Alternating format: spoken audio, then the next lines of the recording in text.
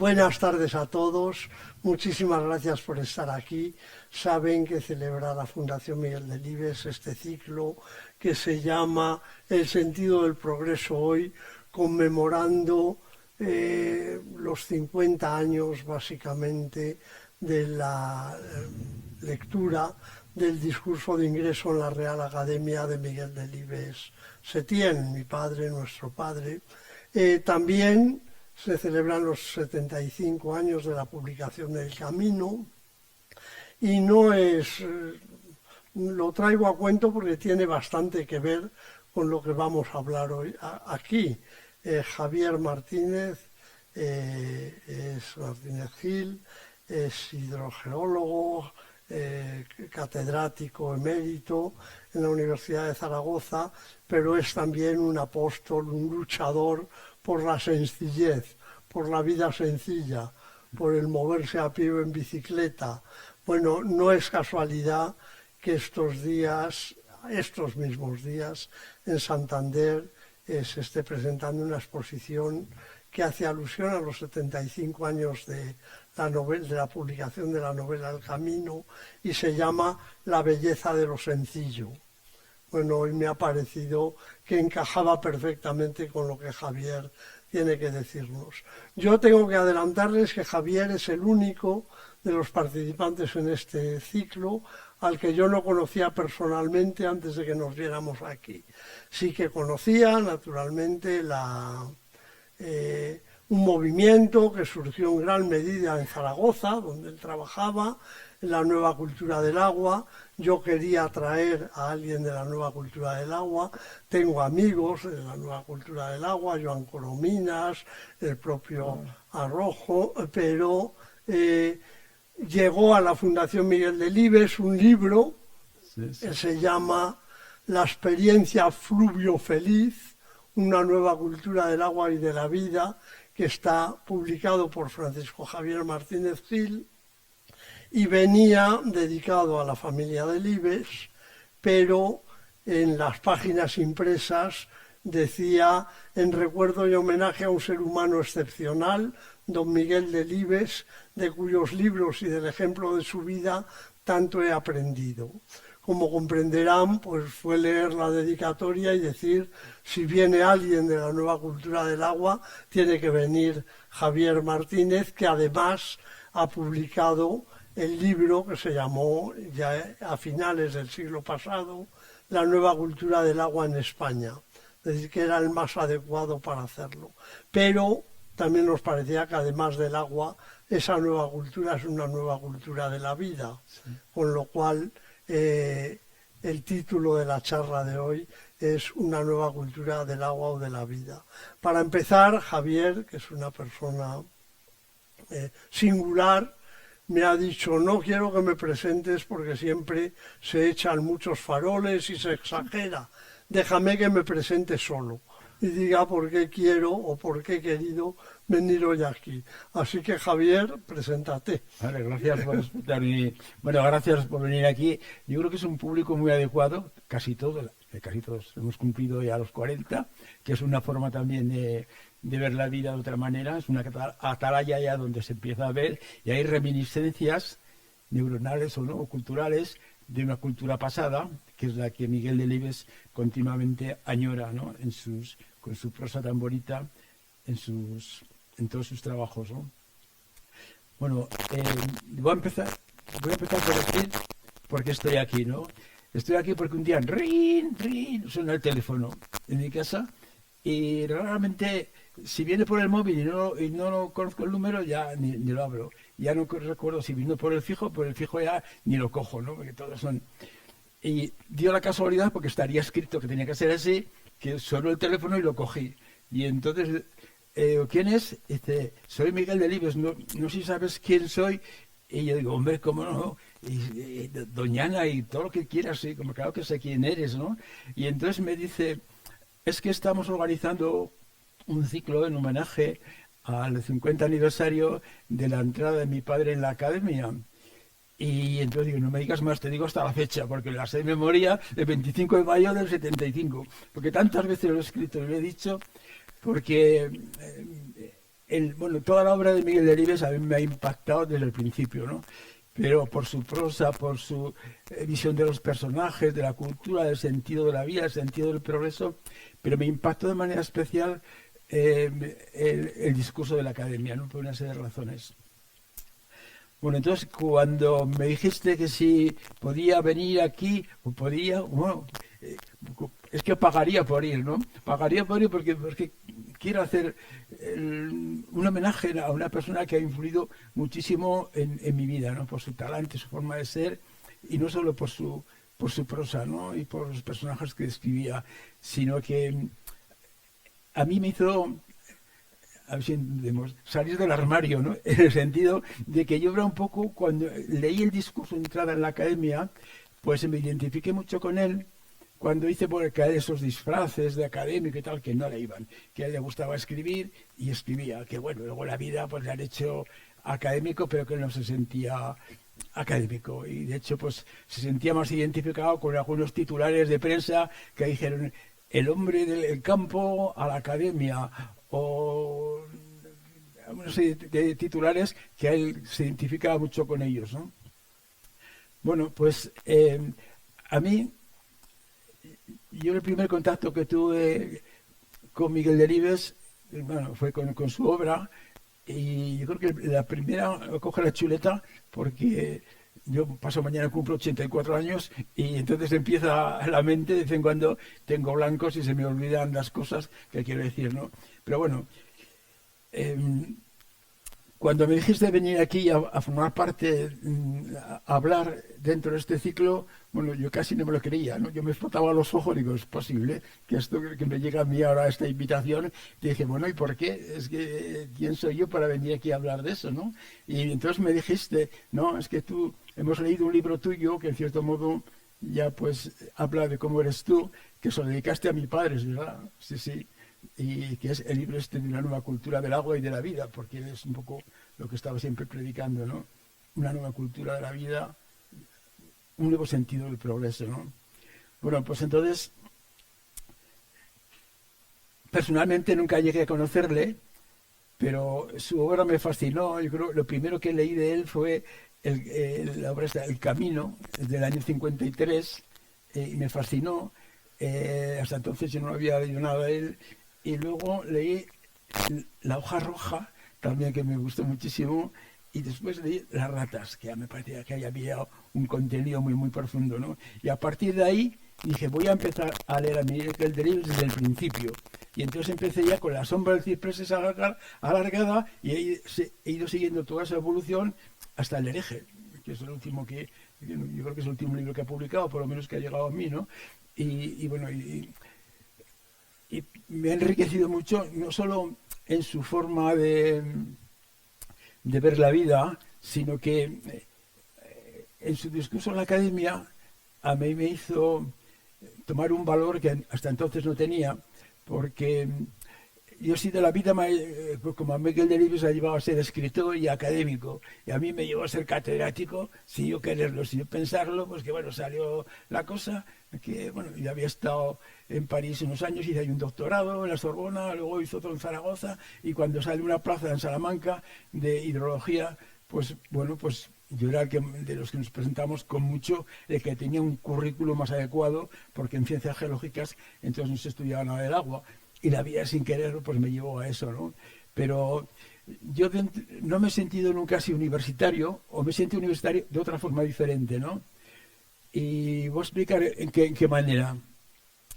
Yo estando ya en Zaragoza, pues tuve mucha amistad con un matemático que fue entonces, de aquellos tiempos era rector, se llama Felipe Petriz, que luego fue director general de universidades, ¿no? Y en base a la amistad que teníamos, de que habíamos colaborado en algunos proyectos, ellos con los modelos matemáticos y yo pues con el modelo conceptual, pues le dije, Felipe, me gustaría hablar contigo, dame audiencia. Y fui a verle y le dije, mira, yo como profesor de universidad creo que tenemos que hacer cosas diferentes, algunas o complementarias a las que estamos haciendo.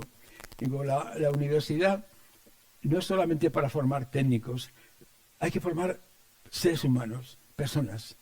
Personas, eso es fundamental. Lo demás ya viene por la añadidura, pero personas. Entonces dije, mira, yo estoy dándole vueltas que aprovechando la autonomía universitaria que tenemos, yo pondría en todas licenciaturas y todos los másters, pondría a todo el mundo que saca con un título de la Universidad de Zaragoza, le pondría como obligación cursar todos 2 asignaturas que nos ayudaran a ser humanos, ¿no? Y entonces dije, yo por pensar, así a bote pronto, pero para discutirlo, he pensado que una asignatura podría ser, pero en plan de seminarios, traer gente especializada, los problemas del mundo. Que cuando salgamos de la universidad, pues la gente sepa cuáles son los problemas del mundo, para enfocar nuestro conocimiento, nuestro saber hacia eso, que es lo primordial, ¿no? Eso. Y otra también asignatura que he pensado, pero para discutirlo, que sería obligatorio también una revisión de la historia, pero ya desde una madurez, desde la universidad, porque nacen las culturas, porque nacen los imperios, por qué caen, por qué hay guerras, entonces una visión de todo esto, ¿no? Y entonces me dijo, oye, me parece buena idea, voy a convocó un montón de departamentos de la universidad, y yo allí expliqué, pues mira, tengo esta idea, porque es que creo que la universidad formamos técnicos competitivos, o intentamos que sean competitivos, pero nos falta otra cosa fundamental, que es para qué sirve todo esto, ¿no? Se nos falta la visión humanística de todo esto, y hace falta una formación complementaria. Bueno, pues vienen los departamentos, yo explico todo esto, y entonces no había acabado de explicarlo, ya un profesor de ingenieros dice, no, esa asignatura la podíamos dar nosotros. Digo, espera, no repartamos, primero vamos a hablar de qué va esto, ¿no? Ahora luego veremos quién lo puede dar. Y no se trata de que lo dé una persona, es unos seminarios que hay que hacer con rigor, no como antes cuando yo estudiaba, que se hacía la formación del espíritu nacional, llamamos la política, la religión y no sé qué más, ¿no? Eran Marías. Esto que no tiene que ser una María, esto tiene que ser, si se da el diploma, tiene que ser de esa asignatura, tiene que ser gente que venga y hay que tener un control, ¿no? Bueno, pues entonces, bueno, ahí ya se discutió y en general todo el mundo salió entusiasmado. Va, es una buena idea. Y entonces el rector me dijo, oye, pues lo voy a llevar a la Junta de Gobierno, que tenía lugar dentro de unas semanas, lo voy a exponer, a ver qué piensan. Y fue a la Junta de Gobierno y me llama, me dice, oye, nada, un fracaso total. Me dice, no me han entendido, no me han dejado casi ni explicar, ni acabar. Y dice, oye, para eso estamos aquí en la universidad. La universidad estamos para crear patentes, para ser competitivos. El que quiere historia, que vaya a hacer historias. El que quiere filosofía, que vaya a la filosofía. Y el que quiera estética y belleza, que haga bellas artes, ¿no? Y así, claro, dijo, hombre, pero tienes que haberlo peleado un poco más o haberme invitado a mirar allí, ¿no? Y eso es un poco lo que yo siempre he encontrado en la universidad, ¿no? Que está demasiado polarizada en crear personas competitivas para el progreso, pero que luego hablaremos qué es el progreso, y poco en para qué sirve el progreso. Y eso es un poco, Javier, lo que os llevó también a la nueva cultura del agua. Cuando tú dices un nuevo paradigma de cómo tratar el agua, tú dices a menudo, un río no es solo agua y fuerza para mover turbinas, es otra cosa. ¿Cuáles son los fundamentos o el nuevo paradigma del agua que os llevó a crear la idea de la nueva cultura? Todo tiene una historia, porque todo esto tiene lugar en Aragón. Había entonces una movida muy importante, que era el anteproyecto del Plan Hidrológico Nacional, que bueno, aquello para la gente que sabíamos algo de todo aquello nos pareció que era una... O sea, que aquí no se podía, que era una frivolidad. Se planteaban hacer 202 grandes nuevos embalses en 20 años, una etapa de 10 y una etapa de otros 10, y luego 6 grandes trasvases de cuencas a cuencas, comunicar todas las cuencas entre sí, por sistema, reversiblemente. Claro, aquello era una operación de fontanería hidráulica, que yo lo bauticé así, del país enorme, ¿no? Aquello no tenía sentido. Entonces, a raíz de ahí, bueno, por esa fecha había muchos conflictos de gente que les van a hacer un embalse y no quieren porque les inundan, les despachan y no se ven compensados en absoluto, y sobre todo la forma impositiva. Y yo estuve metido en un conflicto en mi tierra, en Navarra, en un conflicto que era la presa de Itoiz, en el río Itoiz, que es un río, el Irati, que es un río que a mí desde pequeño en la escuela nos decían que era el gran río de Navarra, el más bonito, con una cabecera con unos hayedos preciosos. y pensar que todo eso que me habían explicado, que era un orgullo, que era belleza, y lo que significaba la belleza, y nos llevaban a verlo, pues iba a acabar todo eso inundado. Entonces, bueno, aquello me indignó de la manera tan... Entonces empecé a buscar gente, intelectuales que quisieran oponerse también a esto, ¿no? Con argumentos. Entonces fui a Greenpeace y Greenpeace dijeron, pues sí, pero mira, esto tenéis que organizarlo vosotros mismos, ¿no? Vosotros mismos, con vuestros argumentos, salís a la prensa y defendéis el por qué no.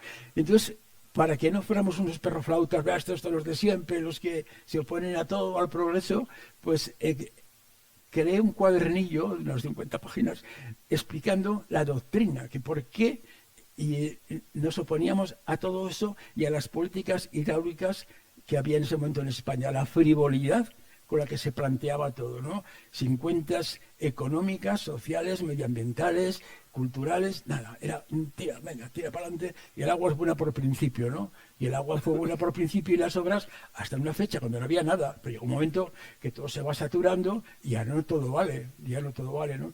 Y entonces ese cuadernillo lo saqué y lo repartí como filosofía de grupo, que se llamó COAGARET, Coordinadora de Afectados por Grandes Embalses y Trasvases, y pasaron a unos pocos meses y hubo gente que me animó, dijo, ¿por qué no completas eso un editor vasco de una editorial que se llama Paqueaz, que significa por la paz, que son gente que está en contra de la violencia?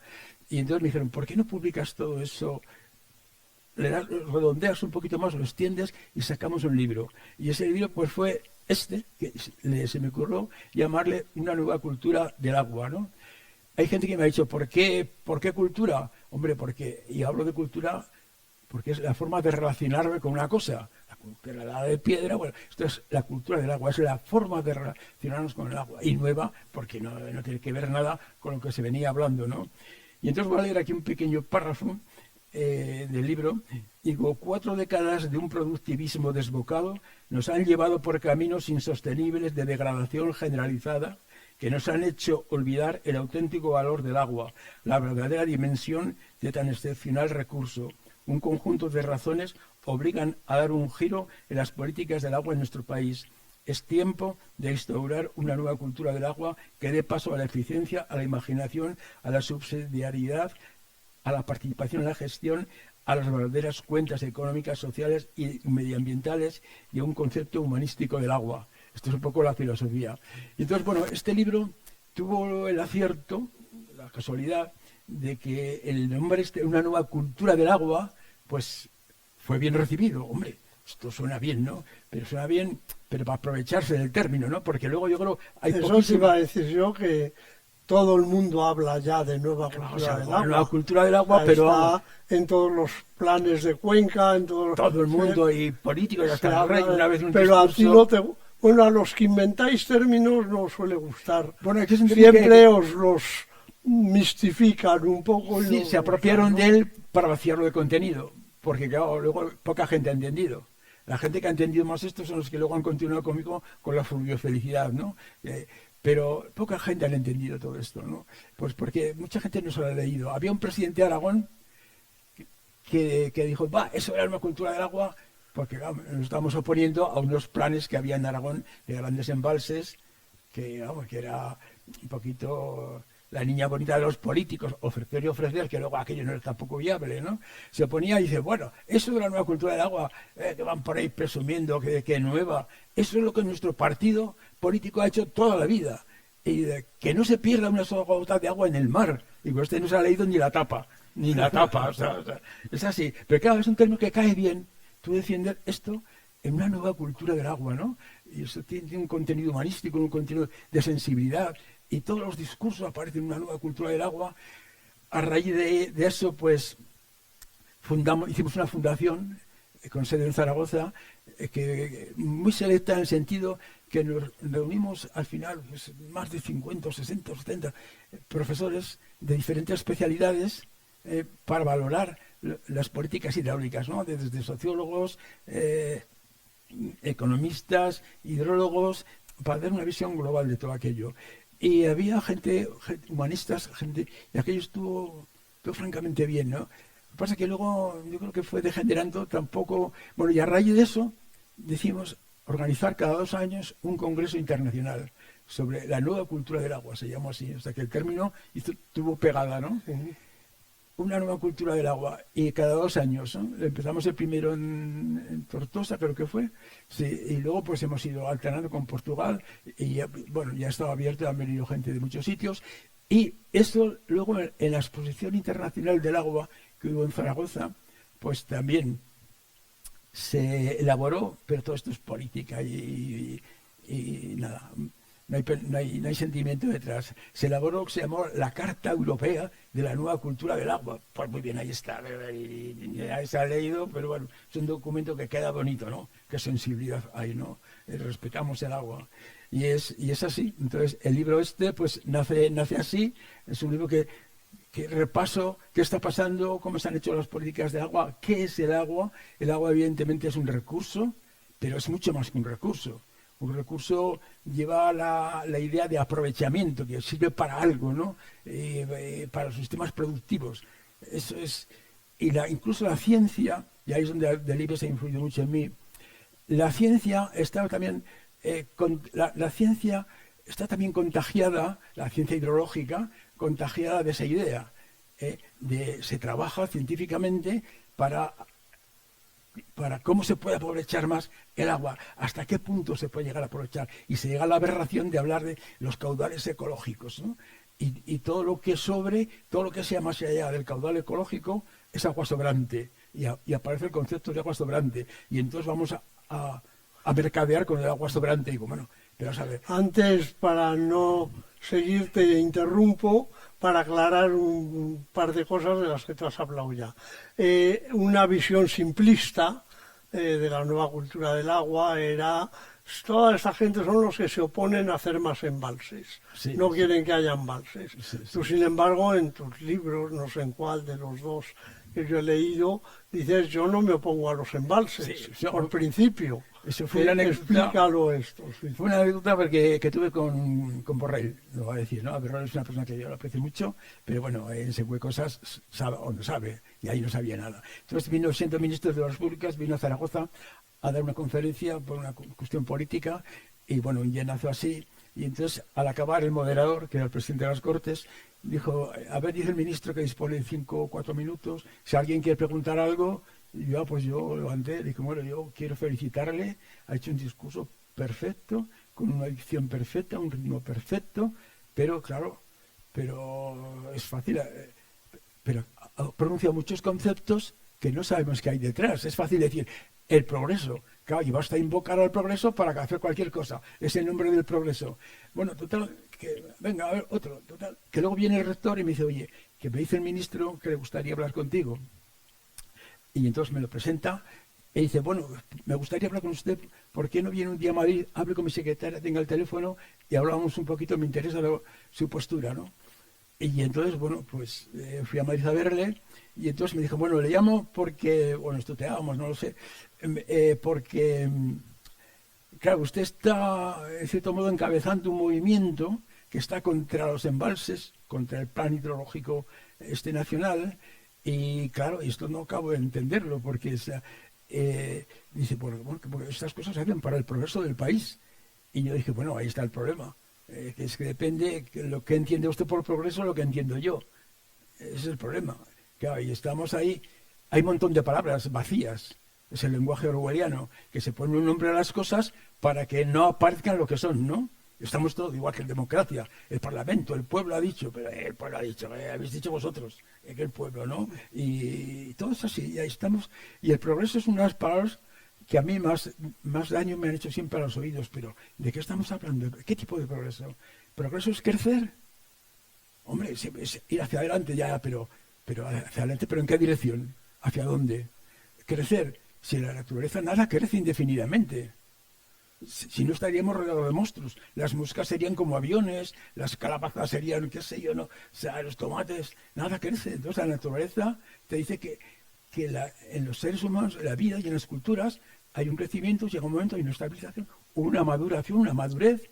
El ser humano y los animales se reproducen, las plantas también, dan flores, se reproducen, pero esto es indefinido. ¿Cuánto es suficiente? el progreso nunca se pregunta cuánto es suficiente, hasta dónde.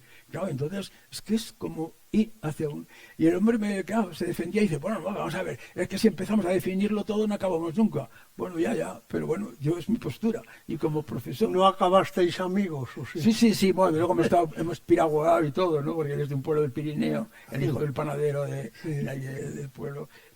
Y no, bien, Pero bien. tú, que es lo que yo te decía, dices en algún lado que hay que tener en cuenta todos los factores sociales, ambientales, económicos. No es simplemente lo económico, lo presuntamente económico. Porque Claro, sí. Esto lo decía también vuestro padre, ¿no? Que decía, bueno, que yo no renuncio al crecimiento y al saber y al progresar. Eso es bueno. Pero el problema está luego cómo se aplica todo eso. Por principio es bueno saber, es bueno el conocimiento y tener tecnologías. Pero luego el problema está, una aspirina, pues es buena, pero un tubo es letal. Es así. Entonces el progreso, claro que es bueno.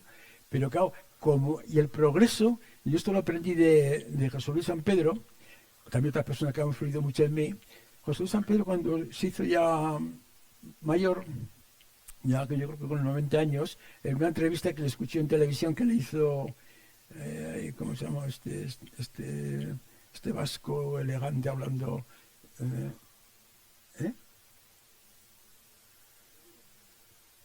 Gabilondo, sí, Iñaki Gabilondo. Le hice una entrevista y me gustó mucho. Claro, y hablaban del progreso. Y José Luis San Pedro se emocionaba y casi lloraba. Parecía que iba a llorar, ¿no? Bueno, también es la edad que chocheas un poco, ¿no? Pero bueno, pero entonces decía, mira, es que me duele lo que está pasando, ¿hacia dónde vamos? Decía, un 10 en ciencia y en tecnología, un 10.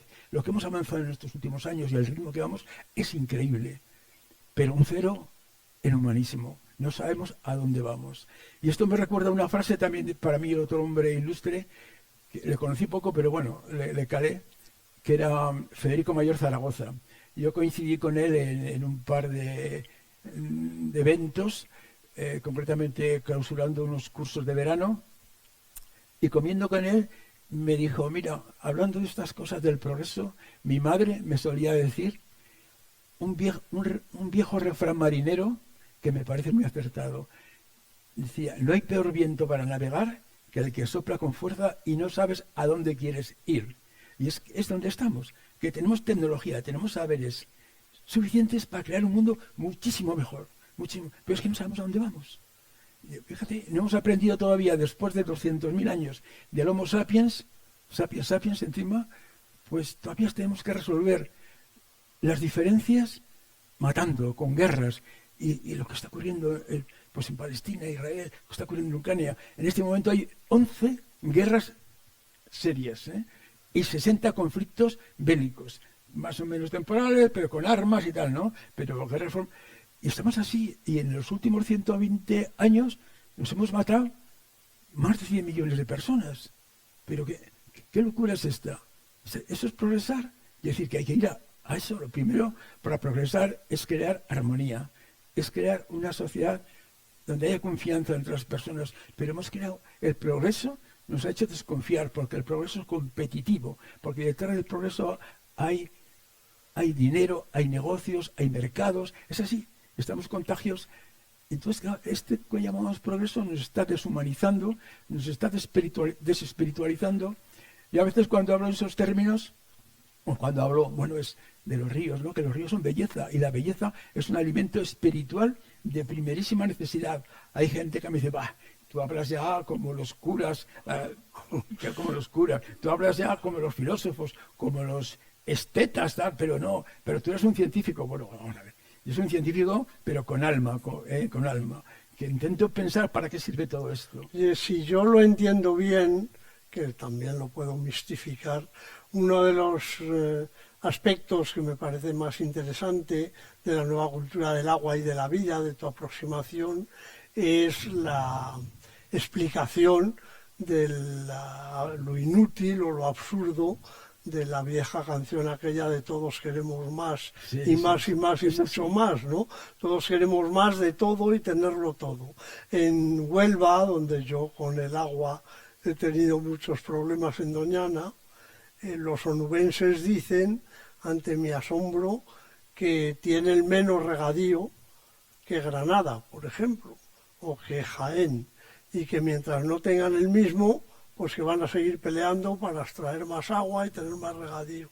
Y yo les digo, bueno, pero tenéis muchas más playas, vais a regalar playas a Jaén a cambio del regadío, porque claro, con la playa parece que todo el mundo se conforma, pero con lo del agua se percibe como que el agua es muy fácil de llevar y traer, y estas cosas que tú criticas o que criticáis de las cuencas a las que les sobra agua y las cuencas a las que les falta agua. Sí, eso me dio también lugar a un libro que no lo he llegado a publicar, lo tengo hecho, me lo iba a prologar precisamente El Roto, que le gustó, que le llamé, es un libro que yo, el contenido lo saqué con una compañera pedagoga de chavales, pues consultando los libros de texto de aquellos años que se hablaba del agua y del medio ambiente y de la naturaleza, a ver qué decían, ¿no? Y sacamos exactamente 32 disparates, o sea, 32 frases que estaban en casi todos los libros, de una forma u otra estaban en casi en todos. Los libros de texto. En los libros de texto. Y eso conducían a un pensamiento unidireccional, porque si tú dices, el agua es un recurso escaso, ya estás metiendo ahí una historia escaso. El agua es la que es. Escaso lo hacemos nosotros según y dónde y cómo. Claro. Luego, pues el agua es... hay ríos a los que les sobra agua. Hay ríos a los que les falta. Tienen la que tienen. Hay un desequilibrio hidrológico en el país, en el tiempo y en el espacio. Bueno, el tiempo es que habría que cambiar el tiempo, que no hubiera, que esto fuera una eterna primavera o un eterno invierno, un eterno no sé qué, pero es que eso es lo que es así. ¿Y por qué decimos que el agua es escasa? Pues decimos que es escasa, pues porque la apetencia por el agua, en la medida que es un bien que está en el mercado, que genera plusvalías, riqueza, bienestar y tiene un precio, pues claro, eso genera dinero y genera poder. Y entonces, claro, el dinero y el poder no tienen límite de satisfacción posible. Entonces, claro, estamos en una dinámica que no nos llevamos que a la autodestrucción, ¿no? Y claro, pues si tú entiendes que los ríos y el agua de los ríos son para producir electricidad, para producir regadíos, para generar obras, para producir turismo, donde toda la gente tenga su piscina particular, pues bueno, toda el agua será poca. Y entonces, pues claro, lo que hay que enfocar, o sea, es que es un disparate. Entonces, eso es lo que trata de decir la nueva cultura del agua, que sí, que el agua es necesaria. Pero bueno, por ejemplo, en ese lenguaje orwelliano, dice, hay ríos, eso, que les sobra agua y se la dejan perder en el mar. En el mar, el agua llega al mar y cumple ya también una función. Y tiene que llegar al mar porque hay playas, justamente porque los ríos traen arena. Y luego las derivas del mar pues generan las playas donde las corrientes lo permiten, ¿no? Que se tira al agua. Gente que se muere de sed. ¿Dónde se muere de sed la gente? En algún país sí, pero aquí no. Y estamos hablando de aquí, no me metan ustedes ese concepto. Claro, el agua está más repartida, el agua es de todos, claro que es de todos. Y el aire es de todos, pero el agua es de todos, pero ¿dónde está? ¿Dónde está? O sea, venga usted, y las playas son de todos, pero ¿dónde está? No tengo la cara de una playa. No sé si has leído, conoces una novela alemana, pero no me acuerdo del autor, se llama El genio, y el genio es un señor que inventa una máquina capaz de modificar la meteorología a capricho.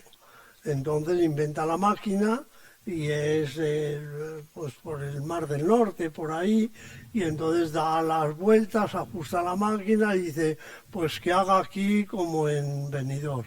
Y entonces hace un clima estupendo, la gente se pone muy contenta, pero de pronto la gente de Noruega y de Suecia y de Dinamarca, oye, que se están secando los bosques, oye, que las vacas ya no tienen hierba.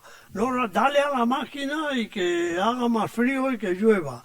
Entonces, bueno, yo le doy, ajustaba la máquina y empezaba a llover y tal, pero entonces todos los que habían desarrollado una industria turística, cuando había puesto a la máquina que hacía bueno, ponla otra vez de la otra manera.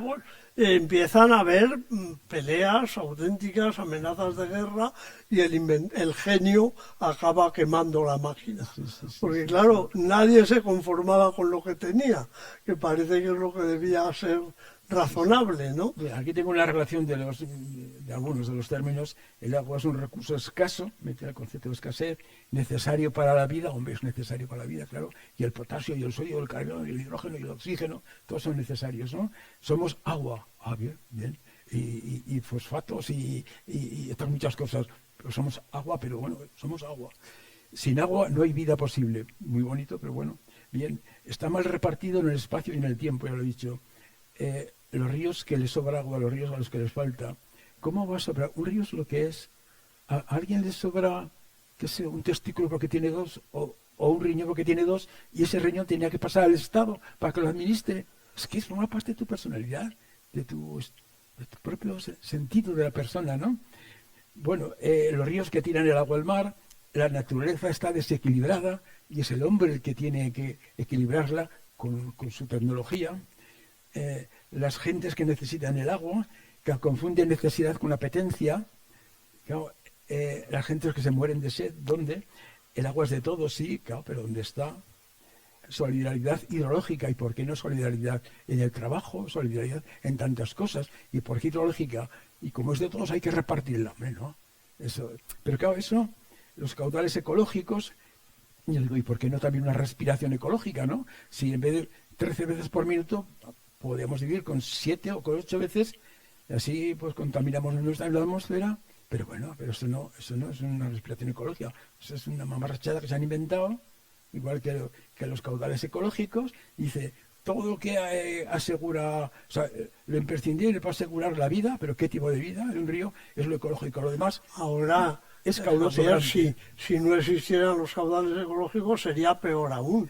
Sí, bueno, pero es que el caudal ecológico lo han definido, yo que estudié hidrología en la Sorbona y de mi tesis, se definía entonces como el 10% del caudal medio se definía como sequía. Y entonces ahora resulta que la sequía permanente sería ecológico, que es lo que asegura la vida del río. Pero vamos a ver, ¿qué vida? Pero es que aparte de vida en el río, los ríos son sentimientos, son valores. Para los pueblos ribereños, los ríos son patrimonios de memoria, de historia, de identidad, son bienestar. Para los territorios, los ríos son la voz del territorio y son todo lo que crean allí, ¿no? Entonces, claro, esto no se contempla y es lo que yo, leyendo a tu padre, sobre todo en el discurso de la academia, pues ya me atreví a hacer frente a la ciencia hidrológica. Es necesaria, pero ojo cómo lo estamos aplicando. Ojo cómo lo estamos aplicando, porque la ciencia, en el caso del agua, es una manera cercenada, limitada, de ver y juzgar una realidad que es mucho más amplia, que incluye los sentimientos, la belleza, la identidad, la belleza. Yo cuando hablo de la belleza, y digo, la belleza es un alimento espiritual de primera necesidad. Digo, que no lo digo yo, que lo decía Simone Weil, aquella filósofa joven que murió un joven, que se convirtió, estaba a punto de convertirse al cristianismo, era judía, pero bueno, era una mujer muy inteligente, estuvo aquí en las milicias cuando la guerra, y hablaba de la belleza, porque bueno, como un alimento espiritual. Y bueno, puede parecer, pero a mí cuando me toca hablar de esto, digo, mira, en la pandemia estuvimos ahí encerrados unos cuantos días o meses, y yo vivo un poco a las afueras de Zaragoza, en una ruta, una calle, un camino, una avenida que llevan los caminos que te sacan de Zaragoza y te llevan al Canal Imperial, que es uno de los lugares donde la gente va a pasear, ¿no? Y era en cuanto que se abrió la veda, que se podía ir, ríos continuos de gente, y gente que intentaba colarse porque había horarios según edades y tal, y barrios, ¿no? Que intentaba colarse. ¿Y a dónde iba esa gente? A ver un pato, a ver la naturaleza, a ver una amapola, a ver naturaleza. ¿Y a dónde van los fines de semana la gente? No van a ver molinos, a ver factorías, no van a ver depuradoras, no van a ver incineradoras, van a ver naturaleza. ¿A dónde? Pues van a la alta montaña, a ver el agua, a ver una cascada, ver fluir un río, ver unos bosques, esquiar. Pero antes de que pasemos a la fluviofelicidad, déjame tratar alguno de los aspectos, digamos, no diré técnicos exactamente, porque tú dices, y es una de las cosas que a mi padre le gustaría, el problema de la gestión del agua no es técnico, es ético. Es ético, Esto, totalmente. por ejemplo, Por eso que ¿no? a mí cuando Entonces, mi padre eso, habla de ética... mi padre lo diría también, Claro, pero exactamente. ¿qué puedes decir a nosotros hoy? Esta sesión la patrocina Aquaval, que es una empresa de gestión del agua en Valladolid, a través, Sí. el ayuntamiento a través de Aquaval, ¿no? Patrocina el ciclo completo, ¿no? Aparte de patrocinarnos, ¿qué podrían hacer los técnicos de Aquaval? ¿Es a nivel de técnicos, o es a nivel de políticos, es a nivel de sociedad donde se deben tomar las medidas? Que el agua, con el agua necesaria para la vida, que necesitamos agua, y que el agua potable que no falte, pues se hace también con eso mucha demagogia, ¿no? Recuerdo una vez un alcalde de Zaragoza, había una sequía y dijo solemnemente: mientras el Ebro lleve una gota de agua, yo imagino al Ebro con una gota de agua circulando hacia el mar, qué tontería es, mientras lleve una gota de agua será para beber. Bien, aplaudiendo, bien, qué tontería, pero dice una gota de agua, ¿no? Entonces el agua la estamos derrochando, en las ciudades las derrochamos, porque la potabilizamos para tirar de la cadena, para fregar el suelo, para todo, para evacuar todo. La utilizamos agua potabilizada, que cuesta. Para que el agua es muy barata y potabilizarla cuesta muy poco dinero, pero es un bien maravilloso. Pero si hubiera que ahorrar agua, lo que pasa es que lo que gastan las ciudades es el chocolate, el oro, frente a lo que en España, por ejemplo, gastan los regadíos, que es un uso consultivo del agua. El agua ahí se consume.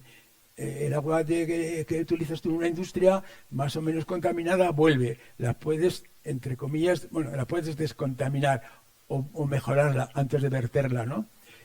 Entonces, el agua es un bien que es reutilizable, reciclable, desalinizable. Claro, ahí tenemos infinito y se puede llevar hasta donde queramos. Lo que pasa, claro, que luego están los mercados y dice, hombre, cuando los socialistas, yo no soy de ningún partido y no creo que nunca lo sea, ¿no? Pues porque no creo en las políticas de partidos, porque los partidos van a lo suyo es el partido, está por encima de todo. Habrá excepciones, pero eso es el partido, ¿no? Entonces, claro, el discurso que se hace en los partidos no pueden entender nunca el agua ni pueden entender estos valores porque están ellos en otra onda, ¿no? Entonces, claro, puesto a hacer una gestión buena del agua, habría que empezar, pues bueno, a ver, en qué regadíos se está consumiendo demasiado agua o qué regadíos no tienen valor de mercado o hay que subvencionarlos, a ver, ¿no? Y qué impronta social y cuánto costaría hacer una buena gestión del agua y donde se consume es ahí, porque la industria devuelve y tal, ¿no? Y los ríos, bueno, pues en ese sentido sí que, bueno, en las ciudades, hablando de las ciudades, el agua potable, si hay desconfianza y hay una política del miedo, que el agua potable de las ciudades no te puedes fiar, hombre, no te puedes fiar. Yo me fío totalmente y conozco a los técnicos un poco y sé de qué va. Claro, que sí, que no van a poner agua mala. O sea, es que el agua, el peligro que tiene es que esté contaminada de gérmenes patógenos. Además, la química, al nivel que te la sirve, no hay problema. Y los gérmenes no hay. Otra cosa que es tú vas constantemente ingiriendo agua cada día, litros y litros, y por bioacumulación. Pero aquellos tópicos de que los riñones, las piedras del riñón procían del agua dura, no es así, ¿no? Entonces el agua, es que las ciudades están muy bien. Ahora, se puede mejorar. Por ejemplo, Zaragoza yo lo he puesto siempre como ejemplo. Zaragoza hace los años 60 y tantos consumía 4 metros cúbicos por segundo de agua a la ciudad. Ahora ha crecido bastante, tendrá como 150 o 200.000 habitantes más que los años... Cuando yo llegué, pues en los años 70 y así, ¿no? Sin embargo, ahora se consumen nada más que 2 metros cúbicos por segundo. ¿Cómo es posible que, habiendo aumentado el número de grifos, las urbanizaciones, las casas, se consuma menos? Porque han hecho una buena gestión. ¿Y qué ha sido la gestión? Porque se han dado cuenta que un porcentaje muy alto se va por las fugas, que imperceptibles, o los reventones. Y como las tuberías están puestas cuando empezó la distribución domiciliaria del agua hace muchos años y todos los elementos tienen una caducidad, pues son piezas que no sirven. Y hay unas fugas importantísimas. Entonces se hizo una labor importante de renovar las tuberías. Claro, la ciudad estuvo muchas calles levantadas mucho tiempo, pero es que se bajó de 4 metros a 2, pero es que las perspectivas eran que había que ampliar al doble la potabilizadora porque estaba subiendo el consumo y de pronto bajó a la mitad. Eso es una gestión que se puede hacer, ¿no? Pero en cualquier caso, el agua que se consume en las ciudades es el chocolate del loro. Una hectárea de regadío, lo que consume Zaragoza, una ciudad con 700.000 habitantes, ahora no recuerdo las cifras, pero no sé si llegará a 1.000 hectáreas o algo así, ¿no? Al equivalente a 1.000 hectáreas. Dicen, hombre, es que si no hubieses tenido el canal imperial de Aragón hace 200 años que está en servicio, la General Motors no habría venido aquí. Mira, a la General Motors y te dice, yo para ir ahí necesito tantos litros de agua, que es muy poco, no sé si son 12 litros que consume, y además luego los devuelve y depurado. Se le puede traer en tubería inoxidable desde la Neto, porque es que no vale nada comparado con lo que esa empresa venga aquí, ¿no? Entonces hay topicazos, porque hay una ignorancia, porque no se hace pedagogía de qué es el agua, ¿no? El agua siempre como recurso y con el miedo es un bien escaso, se necesita, la gente que se muera, está más repartido. Y otra cosa importante, en todos los libros aparecía, el siglo XXI será marcado por las guerras del agua, y el progreso lo tendrán los que tengan agua y los que no tengan del agua no tienen futuro. Claro, eso te da ese lenguaje, te da lugar a un pensamiento. Y dices, si el agua es escasa, si se pierde en el mar, si hay gente que pasa sed, que se muere, si está mal repartida, si va a haber guerras en el siglo XXI, bueno, que les den por en donde sea a los ecologistas, a toda esa gente, y los perros flautas que se oponen a todo, y háganse. Venga, el gobierno duro y que lo haga, ¿no? Como decía Juan Bennett. Juan Bennett, el escritor famoso por su... Bueno, era ingeniero de caminos, constructor, muy adorado por el cuerpo de caminos. Y yo discutí en Doñana con Juan Bennett, que decía, todos los ríos de España están regulados menos no sé cuál. Sí, y yo le decía en bromas, hombre, deja uno como modelo, para que veamos cómo es un río sin regulación. Yo tengo un texto de una conferencia suya que dice, se dice alegremente que la naturaleza es sabia. Pues no es sabia. Si la naturaleza hubiese sido sabia, el Tajo no desembocaría en Lisboa. Hubiese dado la vuelta no sé dónde y allí habría unos regadíos, pero Dios ha querido que esté el ingeniero para adaptarlo, para corregirlo, tal. Digo, es una visión ya teológica de la tecnología, ¿no? Dios ha querido dejarla imperfecta para que sea, que lo hice convencido, ¿no? Y tú a esa persona le hablabas, que era muy violento además, le hablabas tú de bellezas, mariconadas, eso no da de comer. Pues, pero hablando de mal repartido, es inevitable hablar hoy, ayer, estos días, de cuando hay demasiada agua, cuando no es escaso. Hay inundaciones, la Dana dramática de hace un año, tú tuviste un protagonismo importante en el debate después del que fue arrasado el camping de Viescas, también con un número muy alto. Sí, había 87 personas, 88, que lo pareció con una niña, al final 88 muertos hubo. En el caso de...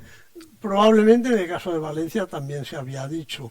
En el de Viescas, como era mucho más puntual, en Viescas yo fui varias veces con mis alumnos, botánico del CSIC, con mis alumnos, Pedro Montserrat, se lo había dicho, como llueva mucho, esto se lo lleva. Sí, además no decía, se puede hacer ahí. Decía Montserrat, como era botánico, pues decía, la vegetación que hay aquí es vegetación típica de que no se asienta, de que viene una riada y se lo lleva todo y no le da tiempo a madurar. Sí. Es una vegetación y no me acuerdo qué planta había que era indicadora de inestabilidad. Sí, de que aquello estaba, ¿no? Bueno, entonces ocurre que de catástrofe y a mí me puso de los nervios pues la reacción inmediata del gobierno a echar las culpas. De entrada empezaron, es que esto...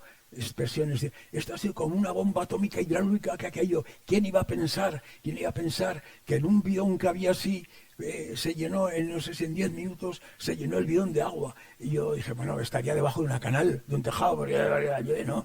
Yo sé lo que llueve, tengo cifras de los sitios del mundo donde más ha llovido, en media hora, en 1 hora, 2 horas, y esto jamás sería un récord mundial que no tiene, no, claro, y luego pues eso, que enseguida hay que echar las culpas a alguien. Yo hablé con un señor que era el carnicero de Jaca, y el carnicero de Jaca iba, no sé si 2 veces a la semana a Viescas, ¿no? Y entonces me dijo, mira, yo en los 20 y tantos o 30 años que llevo haciendo esto, he visto la carretera inundada de piedras en este barranco varias veces. Esta riada no llegó a llevar piedras a la carretera, se quedó todo en el camino, ¿no? Pasa que, claro, que cuando se han producido otras riadas no había un camping allí, y ahora sí. Y entonces, ahí, ¿qué ocurrió? Enseguida lo primero que hicieron es 4.000 millones de pesetas para indemnizar a la gente, a las familias que tapan. Luego eso, dinero, eso sí, el primer día, el segundo día, luego tal, ¿no? Nada. Pero es que luego a mí lo que me reventó ya, y le pedí audiencia al arzobispo de Zaragoza, porque se celebró un funeral a los 2 o 3 días, todos los políticos, a Isabel Tocino entonces de negro ahí, todos doloridos por lo que había pasado. Y bueno, aquí me pareció un poco paripé, bueno, pero bueno, es una norma social, ¿no? Pero es que luego, a los pocos días, hubo un funeral solemne en la catedral de Zaragoza, en el Pilar, ¿no?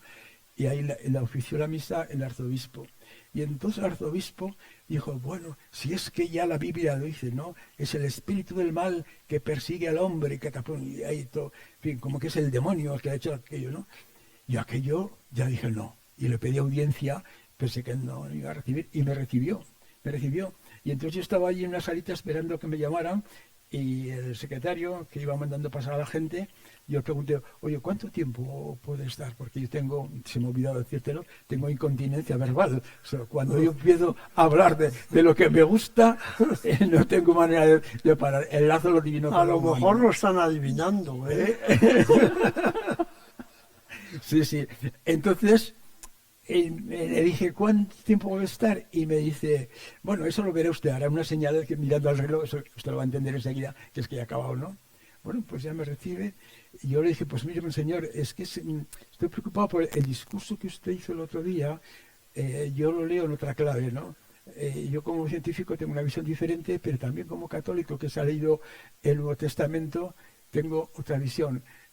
Ya me había enterado, creo que era San Lucas, no me acuerdo, que en el Evangelio de San Lucas dice, el hombre necio que edifica su casa junto al río en la arena, y el hombre prudente y sabio que se aleja del río y la edifica sobre roca. Digo, ¿esto es lo que ha pasado allí? Esa es la parábola del hombre necio. Y el hombre dijo, ya me invitó a comer con él, y luego me sacó textos. Te dejó explayarte. De Santa Teresa, que hablaba del agua y qué sé yo, ¿no? Pero también ha ocurrido algo de esto, aparte de llover muchísimo y todo lo demás. Sí, es que mira, en Levante. Sí, yo también se ha construido donde no se yo he peleado mucho, entre comillas, por causa siempre con una visión del progreso y de una visión también del pensamiento. Es que nos están aborregando el pensamiento, porque ya no se piensa, porque ya todos son consignas, y el relato, hay que hacer un relato, y en base a eso tú te construyes, pero ya no se piensa, no hay tiempo para pensar, ¿no? No se piensa. Entonces te meten en cualquier cosa, ¿no? Entonces, claro, yo lo que ha pasado, yo como ya no quiero meterme en más líos, porque esto pues te genera... Yo llego a una vez de la vida que lo que busco ya es otra cosa. Busco transmitir otra cosa, y lo que me dedico es a crear espacios de calor humano, que es lo que a mí me gusta, ¿no? Crear confianza y crear, porque a nivel mundial es imposible. El homo tiene que pasar un tiempo ya biológicamente importante para que el Homo sapiens sapiens desaparezca, como desapareció pues el Neandertal o el Cromañón, y aparezca el Homo sapiens sapiens, desaparezca y aparezca el Homo amabilis o el Homo bueno, o qué sé yo, algo así, ¿no? Y eso requiere un tiempo que no hay, ¿no? Y no sé, ¿qué te iba a decir con esto? Bueno, en todo caso, sí.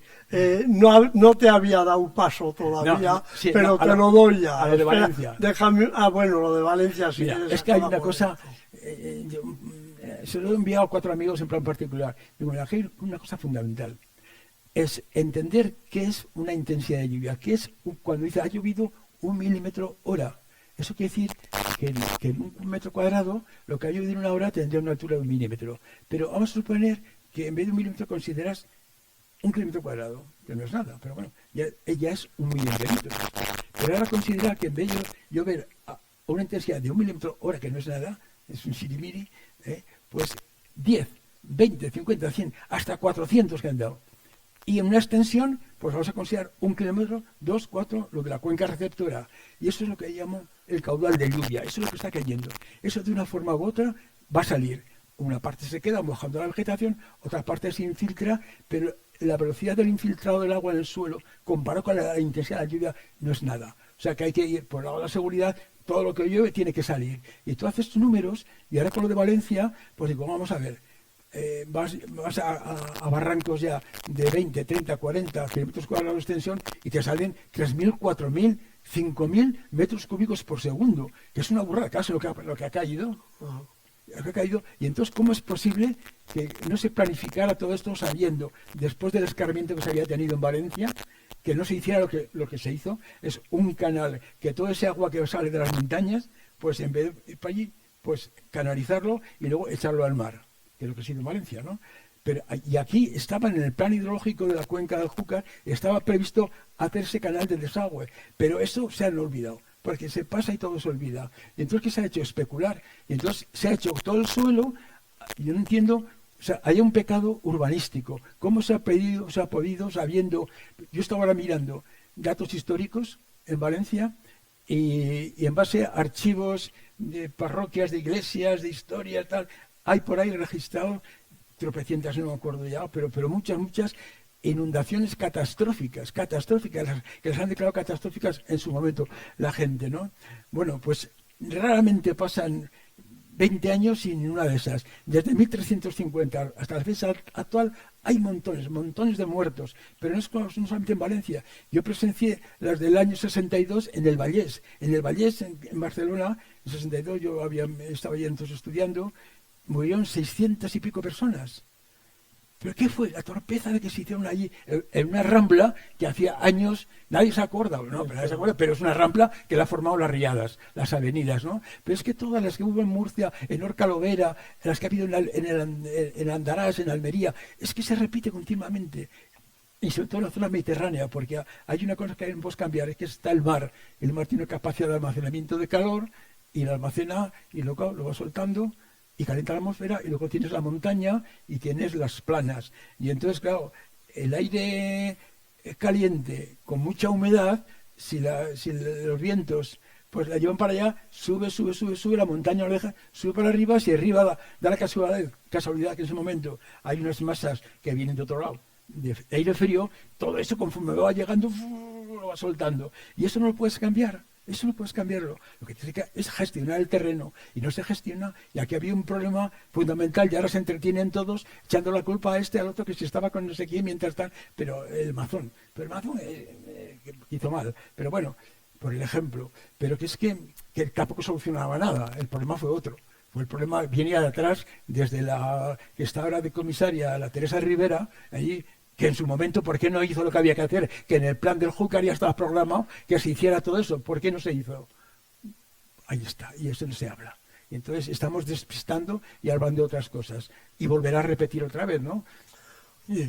Llega el momento de que hables de la felicidad, ¿eh? Porque sí, bueno, sí. En un momento dado, Javier escribe, tras muchos años de moverme por el saber científico del agua, he vuelto a reencontrarme con los ríos. Y dice que lo ha avanzado ya, su obsesión ahora se aburre de los debates, no participa, sino buscar espacios de felicidad, de realización de uno mismo, de lo que llama fluviofelicidad. Cuéntanos un poco. Pues mira, un poco la historia viene de... Yo fui a presentar una conferencia, en Málaga, y me presentó un poeta, un tipo genial, con un don de personas que encanta a todo el mundo por la bondad que transmite y su risa, ¿no? Bueno, pues este me presentó, y lo de siempre, por Javier Martínez Gil, pues muy un científico, Premio Nacional de Investigación, doctor profesor Barcelona, suelta ahí todas las historias, y dice, bueno, pero eso es la parte humana, que yo lo conozco porque había venido ya 2 veces a la felicidad. Y dice, es que Javier es un espacio, es una persona creadora de espacios de calor humano. Y yo dije, vaya, eso es lo que soy, de verdad. No me había dado cuenta. Esa es mi verdadera vocación. Es crear espacios de confianza, espacios de calor, espacios de afecto, ¿no? Y bueno, pues entonces eso, yo en su momento, sin saber que era esa mi vocación, ocurrió que me fui a Canadá un verano que había anunciado una revista en el Corte Inglés, una revista francesa, de vacaciones de aventura. Y entonces ofrecían bajar 2 semanas por un río canadiense absolutamente prístino, sin ningún pueblo entre medio, y había nivel en canoa canadiense, es la que va así con una sola pala, ¿no? La trasladaba a la kayak, que con 2. Bueno, pues entonces había nivel de principiante, medio y alto. Y yo dije, bueno, ya principiante, yo como he hecho deporte de tal, que yo no pierdo el tiempo. Yo me fui al medio, el medio. Menos mal que hubo 2 días antes de salir, estuvimos 2 días en un lago haciendo prácticas y ahí aprendí a caer, a subir, etcétera, ¿no? Bueno, pero aquellos... Eso era al medio, en el medio tenías que caerte y subirte. Se llama esquimotaje, ¿no? Dar la vuelta, subir. Y luego había que hacer porteos por el bosque, y había que tener la habilidad para coger la piragua y ponerte aquí encima. Íbamos 2, y uno que iba adelante andando, pues tuvimos que llevar los pies, porque si no te chocabas contra los árboles continuamente, ¿no? Y entonces aquello fue para mí una experiencia tan grande. Yo en el momento de salir ya hacia el río ese, le dije a un guía canadiense buenísimo, vino unos canadienses, unos franceses, una pareja recién casados, que como regalo de novios le habían regalado un viaje en piragua. Yo supongo que se divorciaron porque aquello era muy duro, muy duro. Bueno, total que yo allí le dije al guía, ¿cuánto dinero llevamos para 2 semanas? Me dijo, $2. Me digo, en serio, ¿cuánto llevamos? $2, ¿no? Hombre, pero bueno, ¿cómo $2? Claro, y luego dijo, ya lo verás, tú llevas $2. Bueno, pues a lo mejor me lleva algo más por si acaso. Pero el caso es que estuvimos 14 días sin ver un pueblo, no había manera de gastarse nada, ni un puente, ni nada, era pura naturaleza, ¿no? Y hasta que un día de golpe, era ya el último día, digo, pues ¿dónde? Y entonces había un puente, el primer puente, y arriba una furgoneta, una camioneta nos estaba esperando, y ahí nos llevaron ya a un pueblo. Y ahí nos sentamos, yo recuerdo, nada más sentarme, y dije, ¿qué invento? Una silla, ¿eh? Mira que es un invento maravilloso. Acostumbrado a estar todo el día sentado en una piedra, en un tronco, y de pronto una silla, y digo, joder, pero qué invento es. Pero es que es maravilloso, aquí se le ocurría inventar la silla, ¿no? Y los €2 era la cerveza que nos tomamos, ¿no? Y entonces yo vine tocado de allí y digo, qué maravilla, ¿no? Esto nos ofrecen los ríos también, ¿no? Y entonces yo volví y me compré una piragua y empecé a piragüear. Y enseguida me compré otra para llevar a alguien que me acompañara. Y luego ocurrió un momento feliz, que fue en el año 2002, que la Universidad de Burgos me invitó a un curso de verano, a que hiciera un curso de verano que lo organizara sobre, que estaba de moda, la nueva cultura del agua. Y también me invitó a la Universidad de las Terras del Ebro, lo mismo. Entonces, yo la única condición que les puse, dije, bueno, yo traigo a todas las personas, pero es un día vamos a dedicarlo al río, a vivir el río, a bañarnos en el río y a bajar en piragua. Hombre, que no. En Burgos las tuvieron que dar de Santander, porque no tenía aquí piraguas, ¿no? Bueno, pues entonces la gente disfrutó cantidad. Yo recuerdo que llegábamos ya por la tarde a cenar, estábamos alojados en un palacio que había en Peñaranda de Duero, y de maravilla, como si fuera un hotel de 5 estrellas, y llegábamos ya tarde y unas chicas del grupo, había gente portuguesa, dijeron, oye, por favor, ¿nos da tiempo a ducharnos? No, ducharnos no. Ahora se nos están esperando ya. Y dicen, no, pero para quitarnos este olor a río. Este olor, si hubiera perfume de río, yo me lo echaba, a mí aquello me ponía. ¿Sabes? El olor ese río, joder, hacía que... sí. Y esto hacía, no, es que este olor a río... Claro, y de aquel curso yo pregunté, ¿cuánta gente se ha bañado? Diría pecina, ¿eh? En un río. Y me dijeron, pues ninguno. Solamente una persona... 2 personas que acompañaron, una fue Jesús Garzón, que lo traje, Jesús Garzón que nos iba enseñando. Casi no cabría en la piragua, Jesús Garzón. Sí, nos iba contando todo, mira, es el canto, no sé qué, ese canto es este que le contesta Cataplum, ¿no? Y luego venía también el defensor del pueblo de Aragón, el Justicia de Aragón, un hombre también de una calidad humana extraordinaria. Y este Emilio, yo recuerdo una conferencia que lo presenté, Emilio Gastón, total, abogado, ¿no? Y dice, Javier, te has olvidado, hablaba así, de decir lo más importante de mí. Yo soy básicamente nadador fluvial. Sí, era de los que se subía y bajaba el río kilómetros y kilómetros. Y ahí, cuando fuimos con las gentes, le dije, bueno, nadie se puede bañar, ¿eh? No se puede tirar de la piragua nadie, o sea, y llevar el chaleco siempre puesto, ¿no? Bueno, pues Javier, no me vas a mí a obligar a echarme aquí con un chaleco haciendo el ridículo. Bueno, muy bien. Entonces, por la noche organizábamos una tertulia con Jesús y con este hombre maravillosa, maravillosa. Y entonces fue cuando yo conocí que existía Masaru Emoto, ¿sabéis? Que dice que es el agua, si le pones a cristalizar cantándole, diciendo cosas bonitas, cristaliza de unas formas muy bonitas y según tu temperamento no cristaliza de una forma amorfa, que luego resulta una especulación, un especulador.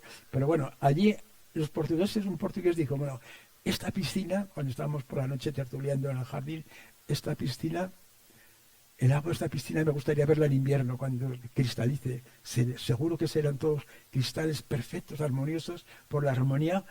Y luego cuando vino el rector a clausurar, todo el mundo dijo, esto vale mucho más que cualquier curso de verano, porque hemos sido felices, hemos entendido muchas cosas, ¿no? Bueno, pues eso es lo que la fluviofelicidad. Sabéis, una parte importante de esa felicidad fluvial para Javier es que el río fluya. Entonces yo no le conocía, como os he dicho, nos hemos conocido hoy físicamente, pero hablando por teléfono, pues me contaba todas estas cosas con el mismo entusiasmo que ahora. Y yo, para presumir, le dije, bueno, pues yo con mis hermanos, sobrinos, hijos, hemos bajado el Duero en piragua desde los arribes del Duero hasta Oporto, y sin conocerme de nada, pero con un cierto desprecio lejano, me dijo, eso no cuenta. El Duero no es un río, es una sucesión de embalses. De embalses, sí, eso no fluye, no cuenta, el agua no fluye. No vale. No hay bosques de ribera. Entonces, el comienzo, cuando hemos estado oyendo la grabación de Carlos de Ita, donde se oyen los pájaros, los ruiseñores, los patos, los tal, era un poco abreviada, porque es demasiado larga para haberlo oído en todo, en la historia de un río que fluye desde la tormenta inicial, que llueve, tal, se forma el arroyuelo, se oye correr, van cambiando las especies, primero hay sapos, hay ranas en el comienzo. Hay un momento que pasa por un martillo pilón de eso, pom, pom, pom, pom, se oye unos batanes y se oye el río, pom, pom, que se convierte en energía. Entonces, la historia era del río que fluye, porque Javier, si ponemos una sucesión de embalses, nos suspende inmediatamente en caso de ser sus alumnos. Pero nosotros, debo decir, en algún punto dice también que a la gente no le gustan los embalses, nosotros disfrutamos bastante bajando, aunque fuera sucesión de embalses, pescábamos. Sí, muy bonito, el paisaje es muy bonito. Cuando entras ya a la zona de viñedos, todo un paisaje había antrópico. Gente que ya no se hace en España, pescadores de río con redes y tal, en Portugal. Descubrí, que nunca lo había imaginado, que los barbos comían higos, los higos que se caen los barbos están esperando que se caigan higos de las higueras de la orilla para comer. Todo esto lo descubríamos allí. Entonces yo, a mí, que lo descalificara como sucesión de embalses, me afectó un poco, debo confesar. Bueno, nos explican brevemente qué es la fluvio. Las diapositivas que hemos estado poniendo las ha aportado Javier también y tienen que ver con su idea. Si quieres contar algo. Sí, bueno, con la primera imagen de la... Vamos a tener que ir pensando. No sé si había creo que era Júpiter, parece. Sí, y luego la de la Tierra, es la gran singularidad. Eso, ¿no? Pues, claro, pasamos la de la Tierra, la gran singularidad cósmica, bueno, por lo menos del sistema solar, es el agua. Y es el ciclo hidrológico. El agua que se evapora y no escapa, porque cuando llega a una altura condensa y la gravedad ya no lo deja escapar. Y entonces el agua siempre es la misma, está dando vueltas para arriba y para abajo, ¿no? Bueno, y los astronautas que fueron la primera vez cuando fueron hacia la Luna, cuando la nave gira y ven por primera vez, bueno, flipaban. Qué bonita es la Tierra, qué bonita, ¿no? Y todos después describieron qué bonita es la Tierra, ¿no? Bueno, pues bonita, nos estamos cagando en ella, estamos tropeando, en fin. Total, que yo cuando volví de Canadá, me compré 2 piraguas, empecé a llevar gente, pero cuando vino el curso pues veo que tuvo una aceptación, todo el mundo estaba encantadísimo, como lo mejor que había habido, tanto en el de Tarragona como en el de Burgos, había sido la experiencia del río, ¿no? Entonces a partir de ahí empecé a hacer convocatorias, anunciaba a través de la fundación, gente, voy a hacer esto tantos días, ¿quién se apunta? Bueno, miran gente, y entonces, ¿en qué consiste la Fluvio? La Fluvio básicamente consiste en que hacemos unos recorridos, depende del tiempo que tenga la gente, pues desde la última gran presa, que es la de Flix, hasta el mar, que son 100 kilómetros más o menos, y los En bajamos, el Ebro. En el Ebro, sí, lo bajamos hasta el mar. Y es una emoción, porque se crean emociones muy, muy interesantes, se crea una empatía común, un alma común. Allí no hay clasificaciones. El primero en la etapa de hoy, el segundo ha sido la clasificación general por puntos. No. Allí todo el mundo va a escuchar, a llorar, a echar una mano, y sabemos que todos tenemos una misión que es llegar hasta el final. Y todo es muy emocionante. La llegada al mar es muy emocionante. Sentir ya la primera ola en el estómago. Y se genera algo muy, muy especial, ¿no? Y entonces, a la tercera o cuarta vez que lo organicé esto, pues vino el defensor del pueblo, este poeta Emilio Gastón, y entonces me dijo, Javier, en una tertulia que tuvimos, esto es mucho más importante de lo que tú crees. Esto hay que promocionarlo, hay que difundirlo, que la gente venga aquí a ser feliz, que la gente venga a encontrarse, a que salga la bondad que tenemos dentro, ¿no? Y entonces era un hombre que con muchas ideas, me dice, esto hay que crear una orden de caballeros y damas de la fluviofelicidad. Porque yo le puse ya el nombre de fluviofelicidad, ¿no? Porque la gente era feliz. Dijo, ¿cómo llamamos a esto? Pues la fluviofelicidad. Ya reduciendo llamamos la fluvio. Es casi una secta, ¿eh?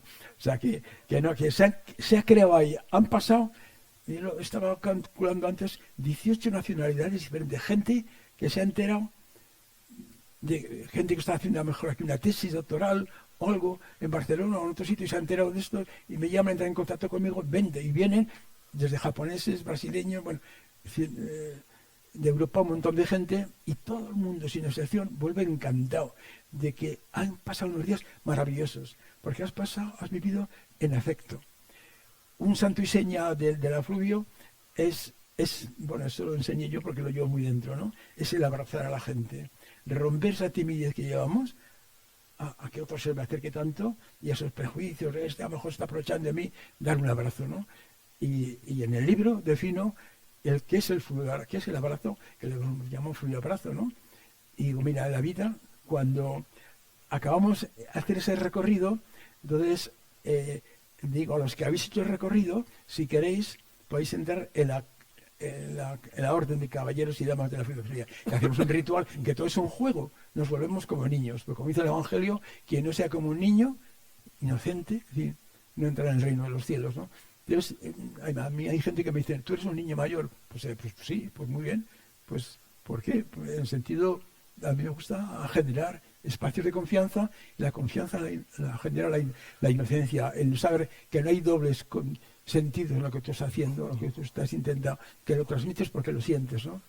Bueno, pues la gente es feliz, y entonces hacemos un ritual, y le digo, a ver, todos los que estáis aquí, ¿queréis ser caballeros? Sí, prometéis, sí. Bueno, entonces mira, aquí no hay que pagar cuotas ni nada, ¿no?